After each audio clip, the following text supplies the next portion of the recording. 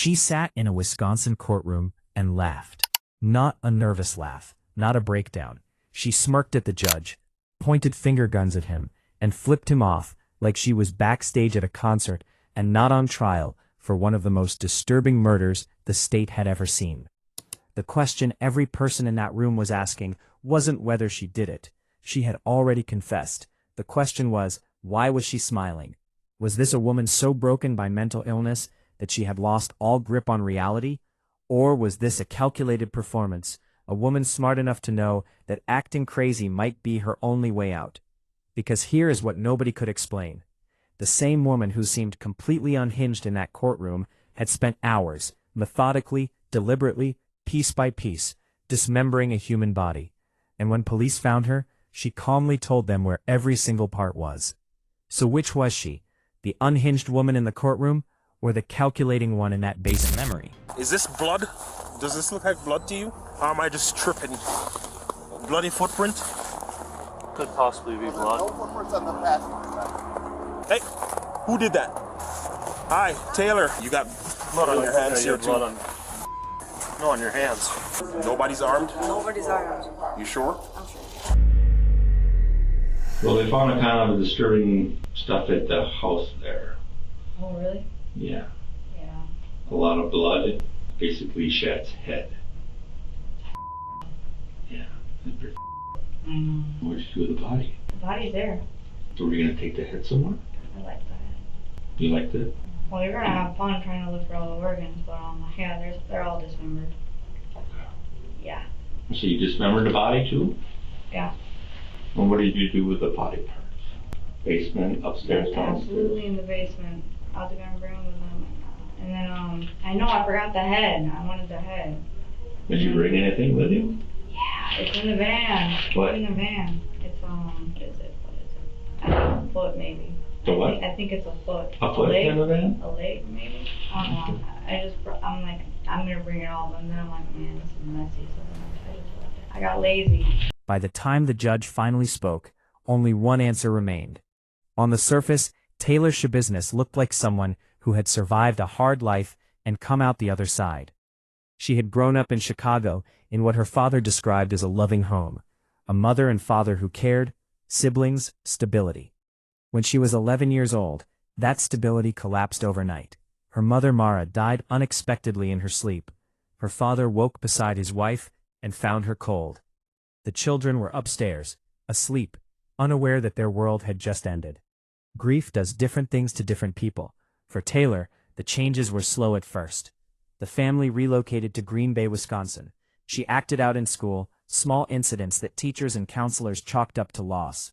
By the time she was 14, she had been diagnosed with bipolar disorder and psychosis. There were hospitalizations.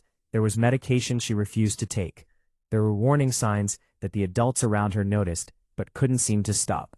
Her father, desperate, sent her to live with grandparents in Texas when she was 16, and for a while, it worked. She graduated high school. She seemed to stabilize. She returned to Wisconsin as an adult and landed a steady job at a cheese factory, working third shift for 3.5 years. She had her own apartment. She paid her bills. Her father was proud. The girl who had caused so much worry had, it seemed, found her footing. Then Warren Schabusiness got out of jail. Warren was Taylor's ex-husband, and according to her father's testimony, within weeks of his release, his daughter had become someone he no longer recognized. She quit her job. She stopped paying rent. She began using methamphetamine, then heroin, injecting drugs intravenously. Her father described her as night and day different. A complete stranger, wearing his daughter's face. Court records would later confirm what the family had feared. Taylor had been refusing psychiatric treatment for years. The diagnosis was there. The help had been offered. She had turned it away, every time. By February 2022, Taylor was 25 years old. She was living a chaotic, transient existence, staying with a man named Scott Tomes, monitored by an ankle bracelet from previous charges, drifting between arrangements with no clear path forward. She was also spending time with someone she had known since middle school, a 24-year-old man named Shad Therian. February 21, 2022, started the way many nights did in their social circle. Taylor was at Scott's apartment. A mutual friend named AJ called, wanting to hang out. The group decided to pick up Shad from his father's house and make it a group gathering. They drove Scott's minivan across town, collected Shad, and made one stop along the way. They bought methamphetamine. Back at the apartment, they smoked marijuana and injected meth together, what appeared to be a routine evening for people living in that world. Around midnight, Taylor and Shad decided to leave together. They were heading to his mother's house on Stony Brook Lane, where Shad lived in the basement. AJ stayed behind. That decision, investigators would later note, likely saved his life. Tara, Shad's mother, was asleep upstairs with her boyfriend. When they arrived, the basement door was unlocked. Shad and Taylor went downstairs. And what happened next would take investigators weeks to fully piece together, because the crime scene they discovered was unlike anything Green Bay law enforcement had ever encountered. Taylor's own words would eventually fill in every detail they couldn't find. He likes it. Alright. And I was gonna walk him like a dog. And he wanted that? I have no idea. Well, I was gonna do it anyway. Okay. And you're claiming it was his idea? Was it changed? Obviously mine. No, it was his idea. It was all him. So when did you realize that Shad was not alive anymore? You know, his face turned purple. He was coughing up blood and he was pissing. It still didn't stop. I don't know what was going on. I don't know what the blood and then So his blood was coming out of his mouth? I kept on feeling his heartbeat. Hearing his heartbeat. That statement reveals everything. Taylor Schabusiness made a conscious, calculated decision to continue strangling Shadtherian even after she knew it would kill him. This You said play with Oni. Play with his. Okay. Like I put him up over the bed and then such. Okay. And then I had it. Okay. What did you do? I put it in his mouth, put it in. Okay. Put it back. Put it back. You said that she played with his Yeah. after he was dead. Oh yeah. Was it erect? It was half. It was half. But that wasn't the full story. Not yet. Investigators noticed something strange almost immediately. When they arrived at Tara's house on Stony Brook Lane, Shad was gone. His phone wasn't being answered. There was a smell in the house that Tara couldn't identify. She went to use the basement bathroom, and that's when she saw it. A 5-gallon bucket near the foot of the stairs, a towel draped over the top, a bucket that had not been there the night before. Tara lifted the towel. The 911 call that followed was one of the most disturbing recordings in Wisconsin law enforcement history. Tara, barely coherent, told the dispatcher she believed she had found her son's severed head in a bucket in her own basement. The dispatcher, skeptical, asked if she was sure. Tara said she had looked inside. I have no clue what's happening with my girl. Swears that she's found her severed head of her son in the basement. Did you go down there? In a bucket. I went down, I can't tell what the fuck it is. Part of my language, I'm kind of a little freaked out. Did she just wake up and say that? Yeah. Whose head is it? She's claiming it's her son. How old's her son? 24, 25. Oh, what the hell, man. Do you think she's hallucinating, or do you think that... I don't think so. I went down and there's something in the damn bucket. I can't, I don't know, man. She's a little freaked out and kind of freaking me out. Okay, so can you tell me what's going on? Pretty positive my son's head is in a bucket, a young bucket in my basement. What makes you think that? Because I looked in the bucket. What did you see? Exactly what I told you. Where's the rest of the body at? No idea. He was here a couple hours, then he left with Taylor. And they... Taylor. Who's that? Girl. Taylor Coronado. And then I heard my door and her minivan start. And I went downstairs and I went to the bathroom. The lights were out in the basement. And I went and turned them off and I looked around and no one was there. So then when I turned around to come back upstairs, there was a 5-gallon bucket with a towel over it. And I'm like, oh great, that's why they're out here all day yesterday. They're pissing in a bucket. And I looked, and that is not what was in that bucket. What is your son's name? Schabusiness. I mean, you're sure it couldn't be like a fake head or something? Not touching it. I'm not looking at it again. Okay. Responding officers arrived, expecting to find a confused or grieving woman.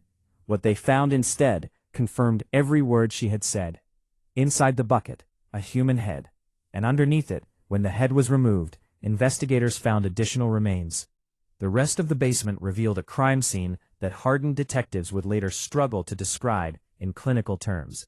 A storage tote contained a bisected torso. Body parts had been placed in separate plastic bags. Organs had been removed and individually wrapped. The kitchen knives used were still present.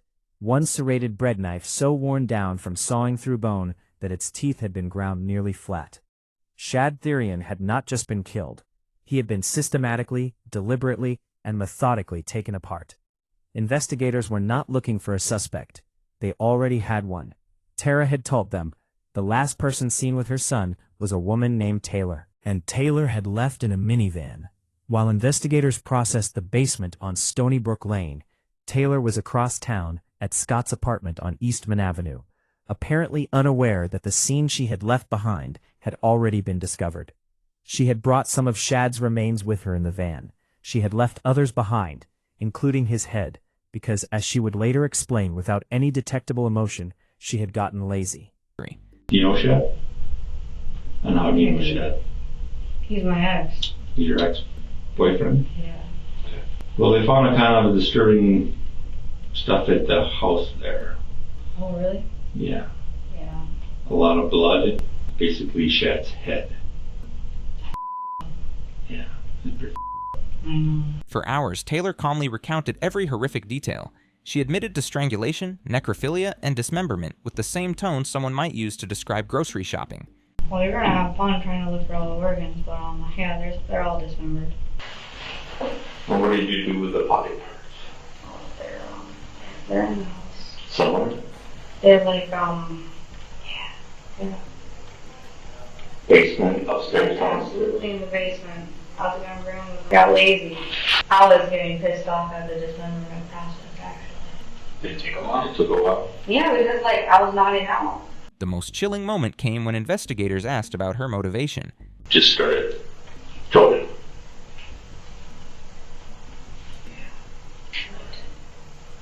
How long did it take it for him to die? Like, 3 to 5 minutes, maybe. But, I don't know. I have no idea. You realize that by continuing that may kill him? Like, yeah, because I felt bad because I'm like, damn, he's going to be losing after this. I'm like, might as well just kill it. Okay. So you realize that by continuing that you may actually kill him then? He was, I swear to God, he was telling me, just do it. So I'm like, oh, and I did it. Have you used what we call props? All of them. And you also said that you enjoyed it, right? And I enjoyed it. Oh, yeah. Alright. Yeah. What'd you enjoy about that? Just, Was it kind of thrilling, a rush, exciting? What was the feeling that you got out of it? That's all it is. Okay. Like, this is the thing that I have, like, I've always had, you know, like, you ever love something so much that you kill it? Like, it happens to me. That's the feeling that I have. I love something so much that I kill it. Like, oh, I love it so much, and then I kill it. That's what happens to me.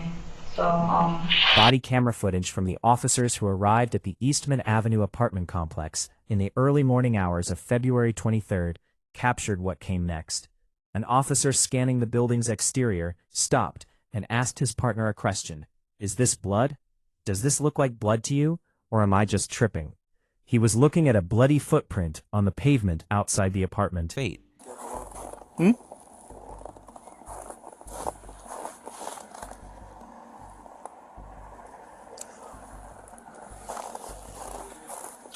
Nothing.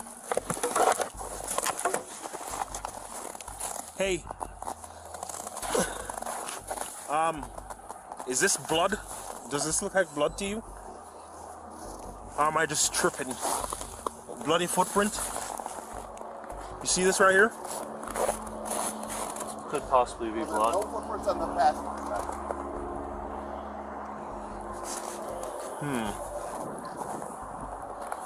Hey, who did that? I don't know.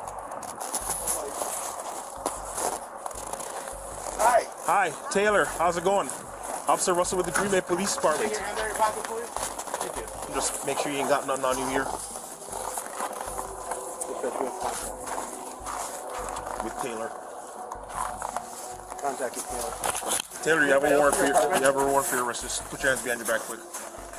Anybody else in your apartment? You got blood on your hands here too. No, on your hands. Okay, yeah, we're gonna have to. What apartment is you in? What apartment are you in? Do we have Adam 3 come up? Hey, cut something there. Get up here. On the double. Which apartment? One, there's what they came back to.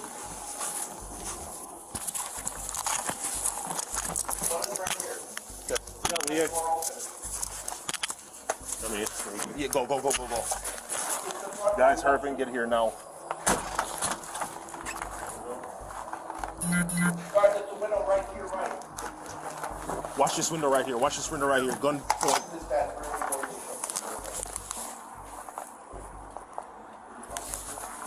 Go in here. Come to the back of the apartment. That's where we are. You, come over here. 2 more will be fine. If 84 is here, Hands up! they have contact with the mail. Hands up! Walk out towards me. Have a seat. All the traffic. Come out towards me. Get on the ground. Who else is in the apartment? Be straight up. Tomes? Hands up. Who else? Just Tomes? Is he armed? Do it now.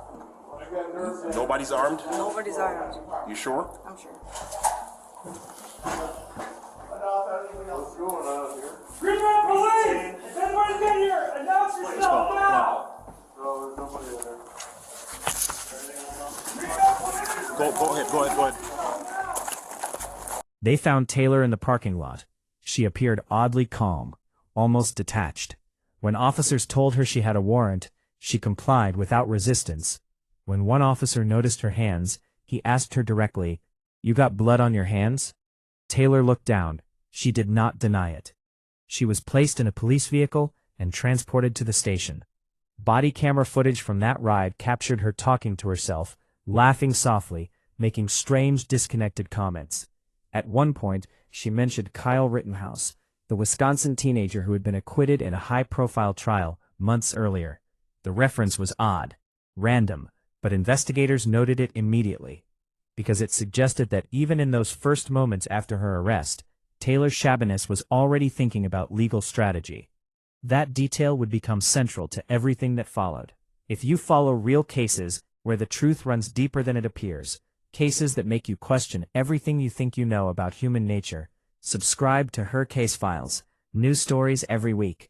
Now back to Taylor, because what happened during her police interrogation is something investigators still reference when they discuss the case. Taylor agreed to speak with investigators without an attorney present. She was read her Miranda rights. She waived them. And then for hours, she answered every question they asked, calmly, clearly, and in extraordinary detail. She described the night chronologically. She described the chain. She described the moment Shad's face turned purple and blood began coming from his mouth. She described continuing anyway. She described checking his heartbeat afterward. She described going upstairs to Tara's kitchen to collect knives. She described returning to the basement and beginning the dismemberment process, sometimes pausing to fall asleep, waking up, and continuing. She described getting frustrated at how long it was taking. She described which organs she removed, where she placed them, and why she had taken some remains with her in the van. At one point, investigators asked her where all the body parts were. She told them, mostly in the basement, some in the van. She had gotten lazy, she had forgotten the head. But investigators needed more. The medical examiner reviewing the remains had noticed something unusual. The dismemberment was not random, it was precise. Limbs had been removed at joints. The torso had been bisected cleanly. Organs had been carefully extracted and separately bagged. The examiner had questions about technique, questions that suggested either anatomical knowledge or something else entirely. When investigators asked Taylor to walk them through the dismemberment process, she did so without hesitation. She demonstrated on her own body where she had made the cuts. She explained her methods. She showed no distress. Then came the moment that would follow the case for years. Investigators asked her why, not how, why. Taylor paused, and then she said something that prosecutors would play in that courtroom for a jury, in front of a packed gallery, and watch every person in the room go silent. You ever love something so much that you kill it? Like, it happens to me. That's the feeling that I have. I love something so much that I kill it. She wasn't screaming. She wasn't crying. She said it the way someone might describe a song they listened to on repeat until they couldn't stand it anymore. Calm, almost philosophical, and completely aware of what she was saying. That's when the story changed, because investigators now had a confession so detailed, so coherent, and so methodically delivered that the defense faced a nearly impossible task. The evidence against Taylor Schabusiness wasn't circumstantial. It wasn't a matter of interpretation. She had described the crime herself, step by step, in her own words, on camera. The question the defense would have to answer wasn't whether Taylor had killed and dismembered Shad Therian. She had told police she did. The question was whether she had been legally sane when she did it. Her defense team argued severe mental illness, bipolar disorder with psychotic features, documented since she was 14, a history of hospitalizations, documented refusal of treatment, drug-induced psychosis on the night of the murder. They brought in forensic psychologist Dr. Deborah Collins, a 32-year veteran of the field, who testified that Taylor's behavior, the smirking, the grinning, the strange facial expressions, was not enjoyment or defiance. It was psychosis. It was the face of someone not fully present in the room they were sitting in.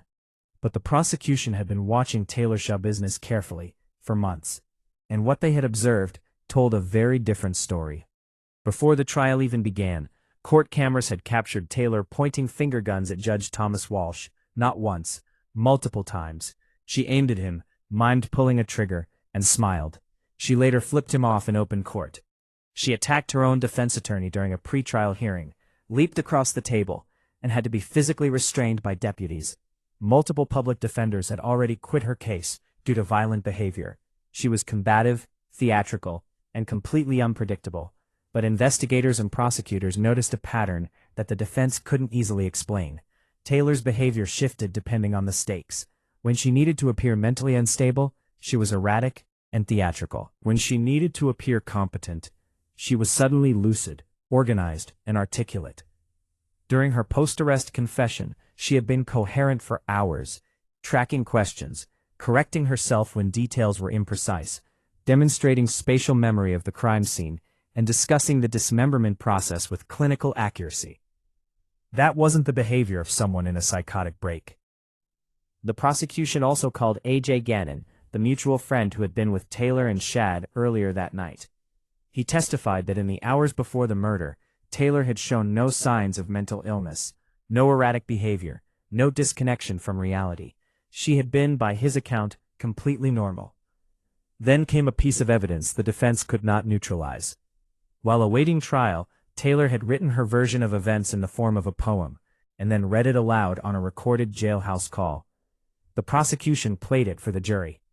She described picking up Shad. She described the chain. She described his face turning purple and the blood coming from his mouth. She described going upstairs for the knives. She described the dismemberment. She described taking remains in the van. She told the story from beginning to end, in rhyme, with rhythm, with no breaks, no confusion, and no remorse. It was a narrative constructed by someone who remembered everything and had organized those memories into a structured, deliberate retelling. Prosecutors argued the point directly. This was not the behavior of someone who did not understand what she had done. This was someone who understood it completely and was not sorry. The jury deliberated. They did not take long. On July 26, 2023, the verdict was read aloud in a Green Bay courtroom. Guilty of first-degree intentional homicide. Guilty of mutilating a corpse. Guilty of third-degree sexual assault. All 3 counts. Unanimous. Taylor Schabusiness showed no reaction, no tears, no collapse. She sat with the same expression she had maintained throughout, the flat, unreadable stare, that her defense had called psychosis and her prosecutors had called performance. But Wisconsin law required a second phase. The jury had to determine not just whether Taylor had committed the crimes, but whether she had been legally sane when she did. Whether she had understood that what she was doing was wrong. The defense presented the same arguments. The prosecution pointed again to the same evidence. The confession, the jailhouse poem, the behavioral inconsistencies, the coherent, detailed, hours-long account she had given investigators while sitting calmly in an interrogation room. The jury's answer was unanimous again. Yes, Taylor Schabusiness had been legally sane. She had known what she was doing, she had known it was wrong, and she had done it anyway. That was the moment everything changed for her. The smirk, which had been a fixture of her courtroom presence for over a year, disappeared. Observers in the gallery described watching her face shift in real time as the sanity verdict was read. The confidence drained. Whatever performance she had been maintaining, whatever calculation she had been running in the background, it stopped working. Life in prison without parole was no longer an abstraction. It was the next 70 years of her life. Even then, as deputies moved to lead her from the courtroom, she turned toward the cameras. Observers couldn't read what she mouthed, but she needed the last word. That at least remained consistent. 3 months later, Judge Thomas Walsh, the man she had pointed finger guns at, the man she had flipped off in his own courtroom, had his turn to speak, and he took it. He acknowledged her childhood. He acknowledged the loss of her mother. He acknowledged the mental health diagnoses, the hospitalizations, the trauma that had shaped her early years. He noted that her father had tried, that the system had in some ways failed her. He gave those facts the weight they deserved. And then he said this: "This crime offends human decency. It offends human dignity. It offends the human community. Life in prison. No possibility of parole. Plus an additional 10.5 years. Taylor did not react. The woman who had laughed through testimony about autopsy photos, who had grinned when jurors heard descriptions of the crime scene, who had attacked her own attorney and mocked the judge and treated the most serious criminal proceeding of her life like a performance, sat in silence as her fate was read aloud and sealed.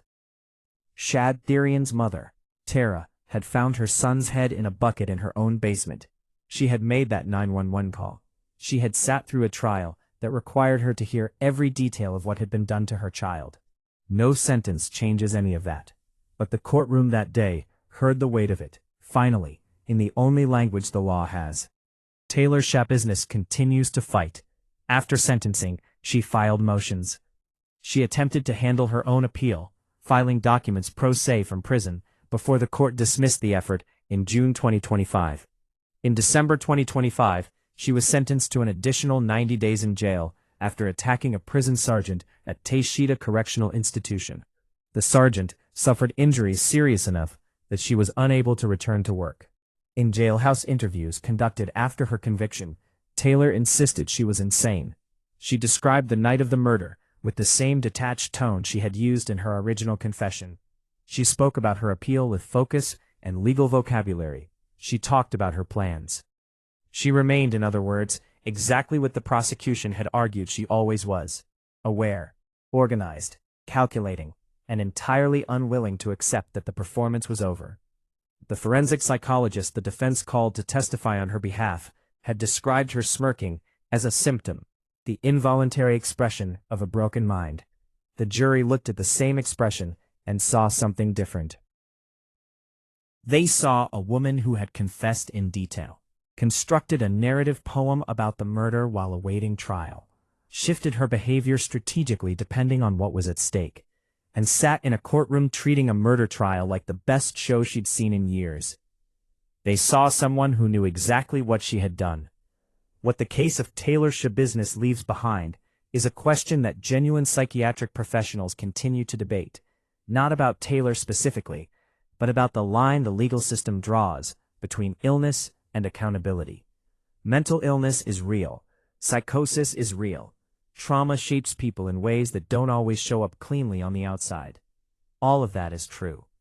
What is also true is that a 24-year-old man named Shad Therian went into a basement in Green Bay, Wisconsin, on the night of February 21st, 2022, and never came back out.